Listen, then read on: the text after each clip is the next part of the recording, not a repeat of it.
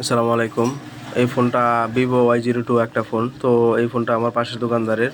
তো ওনার খুব সম্ভবত ২ টা ফোন। তো উনি এই ফোনটা আমার কাছে রেখে গেছে আজকে থেকে আরও সপ্তাহ ১০ দিন আগে। তো এলসিডিটা প্রবলেম, এলসিডিটা চেঞ্জ করার জন্য। তো উনিও বলে না, আমিও দেই না। তো হুট করে কালকে ওনার ফোনটা, অন্য একটা ফোন ছিল, ওই ফোনটা সমস্যা হয়ে গেছে। যার কারণে আজকে বলতেছে এই ফোনটা ওকে করে দেওয়ার জন্য। তো দেখতেই পারতেছেন আমরা পুরাতন এলসিডিটা সরাই নিলাম। এখন নতুন আরেকটা এলসিডি লাগাই নিব। দেখতেই পারতেছেন আমরা এলসিডিটা চেক করে নিলাম, সব কিছু ওকে আছে। তো এখন আমরা সুন্দর করে এলসিডিটা ফিটিং দিয়ে নিব।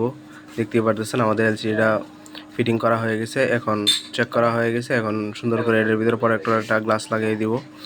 তো দেখতেই পারতেছেন আমরা একটা প্রোটেক্টর গ্লাস লাগিয়ে দিলাম। এখন আমরা সুন্দর করে ফোনটা ফিটিং করব। দেখতেই পারতেছেন আমরা বডিতে গাম দিয়ে নিব। আমরা বডিতে গাম দিয়ে নিলাম। এখন সুন্দর করে এলসিডিটা ফিটিং করে নিব।